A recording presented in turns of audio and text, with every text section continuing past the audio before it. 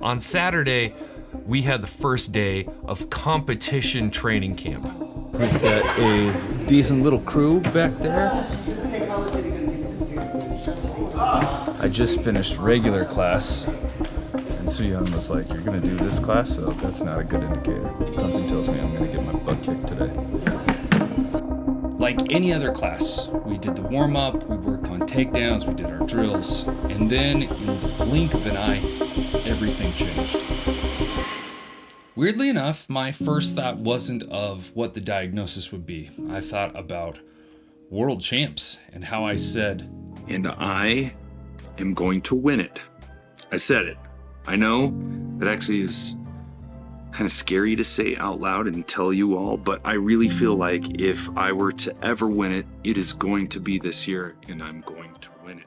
And now I wouldn't even be able to compete. Months of killing myself on the mat, all for nothing. Then it dawned on me as the EMTs were cutting the gi off me, this could be life-alteringly serious.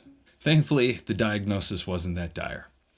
I got an MRI and a CAT scan, and there were no tears, no breaks, no ligament damage. All I had done was bruised my spinal cord.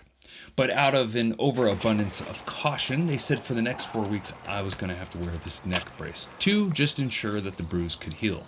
Now, during that time, I was definitely limited. I wasn't paralyzed, thank God, but I definitely had to stick within some pretty rigid parameters. I couldn't lift over 20 pounds. I couldn't do anything overhead. I couldn't do anything ballistic or dynamic. No deadlifts. So I took this opportunity to work on things that I thought I was a little weak in. One of the things I really wanted to have was an unrivaled gas tank for like my age and my weight division. So I have started doing Peter Attia's cardiorespiratory protocol for elite athletes. So it is 4 sessions a week of zone 2 training at least 40 minutes. Then once a week, you're going to do a VO2 max training where you do 4 minutes on, 4 minutes off. These 4 minutes are all-out efforts, essentially the highest level of power that you can maintain for 4 minutes. The first time I did it, I couldn't even do a minute. I couldn't do 1 minute of the first 4-minute rounds,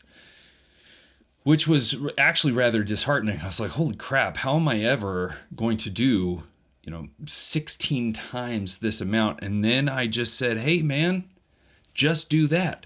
Just do 16 rounds of a minute to start with. Don't stop pedaling. Take as much time as you need to breathe and then attack it. And that's what I did. I figured, listen, you've got a little over a year before you compete at World Champs again. Think of how far along you could be if you just worked on what you could work on. Just push yourself. Where could you be by then? And just a few weeks later, I'm already up to 2-minute rounds. So I'm definitely improving. I've got a long way to go, but I'm definitely improving. And like I said, I did as much weightlifting as I could. I didn't want to lose strength. So I've been lifting where I can. But again, I can't lift more than 20 pounds. That's kind of frustrating. I can't lift overhead. So the problem with this neck brace is it really puts me in a horrible posture. It puts a lot of strain on my neck, but I'm not supposed to have strain on my neck. So the thing I need to do is get my shoulders back and get my posture upright, and a lot of that takes those erectors in your back, but I can't do any overhead work. And so working on some of those erectors has been rather challenging. I can't do any deadlifts. I was okay with that. That's kind of a no-brainer. But I couldn't do anything dynamic, so all the fast-paced movement stuff that I really enjoy, I had to cut all of that out. I also saw this as a great opportunity to put out more content. I'm not sure if you've noticed, but I've really tried harder to put out more content each week, and not just put out more content, but put out really valuable content that you would find very useful. And let me know down in the comments below if you're liking it so far. I think what this experience has really taught me, though, is gratitude and perspective. I mean, even though I'm in a neck brace here, I feel like I'm in a pretty good position. If I think about it, there are probably a ton of people, despite me wearing a neck brace, they would kill to be in the position where I am. Now, I mean, like, how could you not be grateful for that? The fact that I can still play with my dog and hug my wife, go on hikes, travel and shoot videos like I'm doing, that's pretty damn good.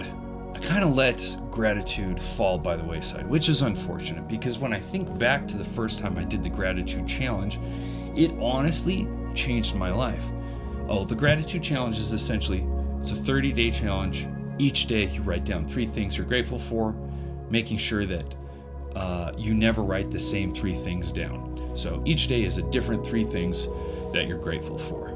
I have always been a very fatalistic, pessimistic type of person, and when I started doing it, weirdly how quick my life started to change. And as I said before, I just quit my job. I was trying to be a personal trainer with 0 clients. But once I started doing the gratitude challenge, it was crazy how many requests for a personal trainer, how much business just started to pour in. Today is a good day because I no longer have to wear this damn neck brace. I just got out of the follow-up, had an MRI on Friday, but they cleared me. I can resume all normal activities. And so I will slowly start working everything back in, but I'm pretty pumped. I don't even have to wear this. I was really wearing it for effect, and I'm sorry. I did not mean to deceive you, but I don't have to wear that anymore, which is so fantastic. Actually, tonight I'm super pumped because it's the first time since this has happened I get to go back to jiu-jitsu. Will I be competing? No. I feel like I could, but I don't think it's very smart, and I think it would put an unnecessary amount of strain and worry on my family. So I'm just gonna have to train my balls off for next year. Thanks so much for all of the well wishes. So many of you reached out and wished me a speedy recovery, and I can't say thank you enough.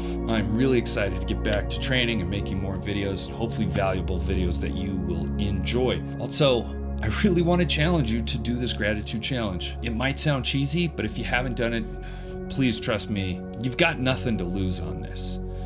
I'm gonna write my first 3 things down in the comments. You follow up. Maybe we can get a bunch of them going. That would be a lot of fun. Thanks again for watching. I will catch you on the next one. Peace.